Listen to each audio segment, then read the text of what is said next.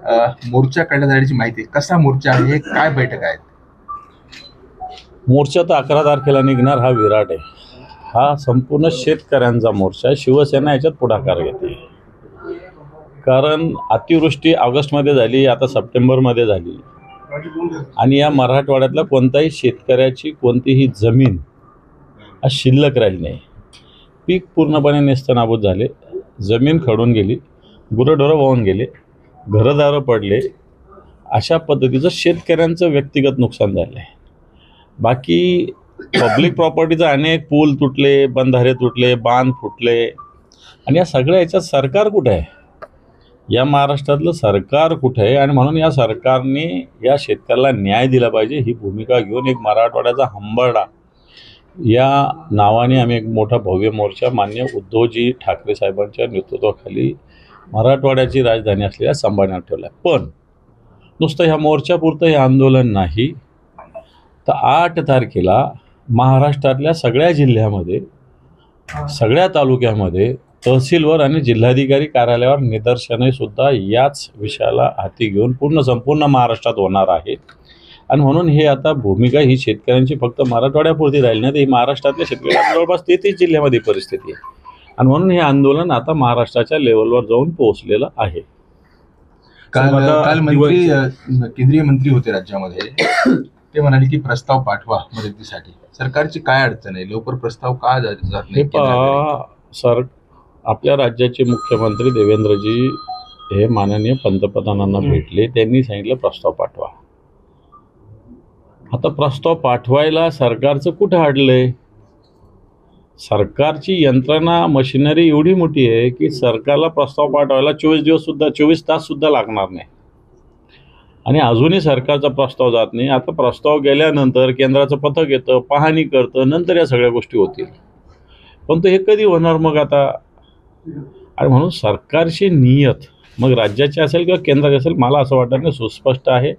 जी मदत जाहीर केली ही कागदावर आहे, 2200 कोटी का काही 2500 कोटी ही कागदावर आहे. ही मदत आलेलीच नाही. या मदतीचा कोणत्याही प्रकारचा अध्यादेश नाही. या मदतीला कोणत्याही प्रकारे कोणती अमाऊंट रिलीज झालेली नाही. फक्त घोषणा झाली माझ्या माहितीवरून ती ऑगस्टच्या अतिवृष्टीची आहे आणि तेही पैसे अजून खात्यावर जमा झाले नाही. मुख्यमंत्री म्हणतात KYC, आता KYCची अट बाजूला काढली, पण तो KYC शिवाय हे होऊ शकत नाही. गावागावातले इंटरनेट बंद आहे, वायफाय सगळ्या यंत्रणा बंद आहे. आणि म्हणून सरकार ह्या शेतकऱ्याचा अंत बघते. मुख्यमंत्र्यांनी लेट केलं का? कारण बरेच दिवस झाले आता अतिवृष्टी चालू आहे. मागच्या 2 महिन्यापासून मराठवाड्यात पाऊस चालू आहे. मागच्या आठवड्यातही भरपूर पाऊस झाला. मात्र केंद्राकडे मदत मागायला मुख्यमंत्री देवेंद्र फडणवीस यांनी लेट केलं. कारण की काल अमित शहा म्हणले की आमच्याकडे प्रस्ताव पाठवा. याचा अर्थ असा होतो की मग राज्याच्या मुख्यमंत्र्यांनी तिकडे अहवालच दिला नाही. तेच तर म्हणणं आहे. मला सांगा, मुख्यमंत्री मुंबईत बसल्यानंतर सर्व विभागीय आयुक्तांना फोन लावला. विभागीय आयुक्तांनी एका दिवसात सगळ्या कलेक्टरकडून अहवाल घेतला, कलेक्टरने तहसीलदारकडून घेतला. तर याला मी सांगितलं ना, 24 तास सुद्धा जास्त होतात, 12 तासात हे काम होऊ शकतं. एवढी यंत्रणा सक्षम पण आहे आपली प्रशासकीय यंत्रणा. पण अजून सरकारचं तोंड उघडलेलं नाही केंद्राकडं आणि स्वतःची पण 1 रुपयाची मदत, 1 खडकू सुद्धा अजून शेतकऱ्याला त्यांनी मिळालं नाही. सरकार हे अकार्यक्षम आहे. या सरकारला शेतकऱ्याच्या दुःखाशी काही घेणं देणं नाही, अशा प्रकारची मानसिकता या सरकारची. अमित शहा यांनी तोंडावर पाडलं का मग यांना? कारण यांनी माहिती पुरवली नाही असं अमित शहा काल बोलताना म्हणले की बाबा तुम्ही प्रस्ताव पाठवा. याचाच अर्थ यांनी प्रस्ताव पाठवला नाही. क्लिअर आहे. अमित शहानी जे सांगितलं प्रस्ताव पाठवायचा अर्थ राज्याने प्रस्ताव पाठवलेला नाही. दादा, आता दिवाळी येत आहे. दिवाळी आनंदाचा शिधा आहे, तो बंद करण्याची चिन्ह आहे. आनंदाचा शिधापेक्षा आत्ताच्या घडीला ही शेतकऱ्यांची मदत ही महत्त्वाची आहे. पंजाबसारखं राज्य 50,000 रुपये हेक्टरी देतं. कर्नाटकसारखं राज्य NDRFच्या निकषापेक्षा दुपटीनं मदत देते. तिथले तर त्या मानानं कमी नुकसान झालेलं आहे. परंतु महाराष्ट्रासारखं, जसं अजितदादा म्हणले की महाराष्ट्राच्या सरकारला कोणती कमी नाही, सरकार सक्षम आहे आर्थिकदृष्ट्या. मग शेतकऱ्यांना द्यायला सरकार का सरकारला फक्त मोठ्या मोठ्या कंपन्यांचे घर भरायचे आहेत का?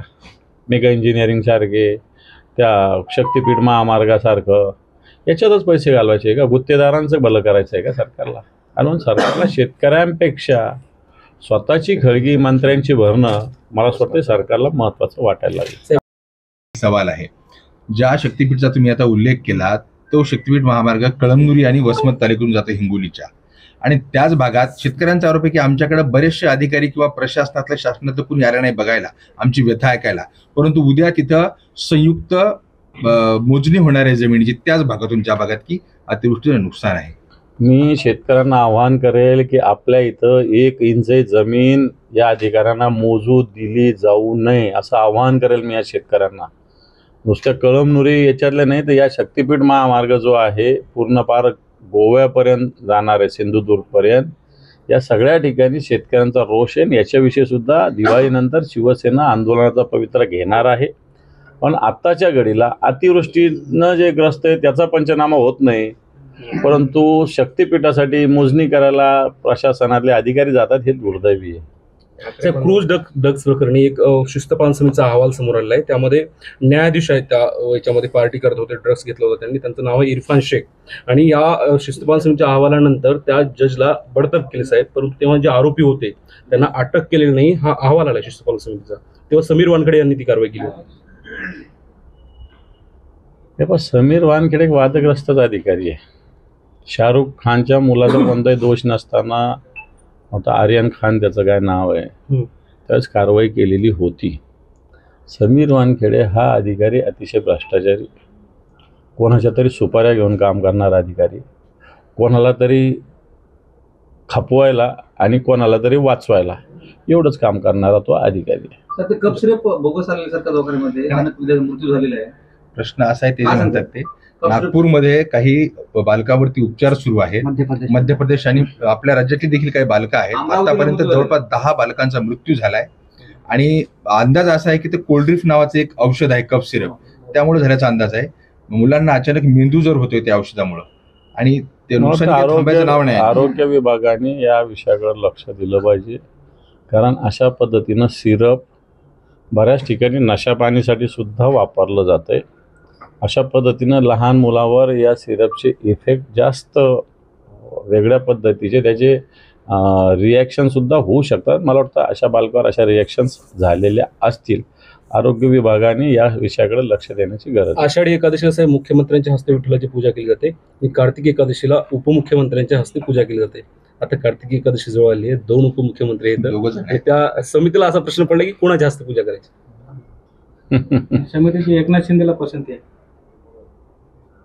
समितीची पसंती कोणाला असो, राज्य सरकार तसं तर उपमुख्यमंत्री पदच वैधानिक नाही आहे, त्यामुळे ही सिस्टीमच चुकीची आहे. मुख्यमंत्री ठीक आहे, उपमुख्यमंत्री पदच वैधानिक नाही आहे. उपमुख्यमंत्री म्हणजे कॅबिनेट मिनिस्टर आहे, बाकी उपमुख्यमंत्र्याला वेगळा दर्जा असायचं काही कारण. दिवाळीच्या तोंडावर महावितरणने वीज बिलामध्ये जे ते वाढ केलेली आहे, प्रति युनिट 35 ते 95 पैशापर्यंत दर वाढवलेले आहेत साहेब.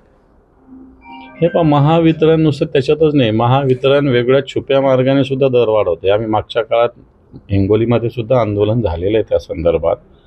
स्मार्ट मीटरचा विषय, वेगवेगळे स्मार्ट मीटर असतील, वेगवेगळे जे अतिरिक्त दर लावले जातात, छुपे दर लावले जातात, हे ग्राहकांना कोणत्याही प्रकारे याची माहिती नसते. महावितरण या महाराष्ट्रात जनतेची लूट करते. लूट करत असताना शेतकऱ्यांना योग्य वेळेत भरपूर वीजसुद्धा मिळत नाही. अशा 8 तासाची वीज देणार सांगतात, 2 तास 3 ताससुद्धा तीही थांबून 2-2दा 3-3दा मिळते. म्हणून महावितरणाच्या या कारभाराविरुद्ध सुद्धा शिवसेना निश्चित जनतेला, शेतकऱ्यांना घेऊन आंदोलन उभं करणार. पुण्यामध्ये महत्वाचा आहे, लॉ अँड ऑर्डरचा प्रश्न आहे. एका पोलिसावरती काल रात्री कोयत्यानं हल्ला झाला पुण्यामध्ये. राज्यातलं सर्वात म्हणजे महत्वाचं शहर आहे, मोठं शहर आहे राजधानीनंतर, पोलिसावरती हल्ला होतोय. आता पोलिसावर काय, लोकांवरती पुण्यात दिवसा ढवळ्या खून पडू लागलेले आहे. आता पोलिसावर सुद्धा हल्ले व्हायला लागले, तर मग राज्यातल्या आता कायदा सुव्यवस्थेच्या रक्षकावरच हल्ले व्हायला लागले, तर आता न्याय कोणाकडे मागायचा हा प्रश्न आहे.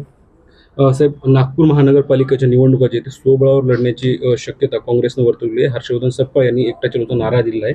सोबत तुमच्या महाविकास आघाडी आहे. तर राजकीय विषयावर अजून निवडणुका जाहीर झाल्यावर आम्ही सगळ्या ठिकाणी स्थानिक स्तरावर निर्णय घ्यावा अशा प्रकारची भूमिका ठरलेली, परंतु सगळ्यांनी एकत्र यावं आणि मगच भूमिका ठरवावी. मला वाटतं असं परवाच उद्धवजी ठाकरे साहेब बोललेले, येणाऱ्या काळामध्ये या संदर्भात निश्चित महाविकास आघाडी एकत्र बसून विचार करेल. काल राज ठाकरे मातोश्रीवर गेले होते उद्धव साहेबांची भेट घेण्यासाठी, काय चर्चा झाली? काय झालं, एकमेकांच्या घरी गेलं, भाऊ तोंडावर राजकीय संगीत. निवडणूक थोडी, आता उद्या निवडणूक होईल तेव्हाच होईल, परंतु ते काय निवडणुकीसाठी गेले होते का? आता त्या गणपतीला उद्धवजी गेले का निवडणुकीसाठी गेले होते का?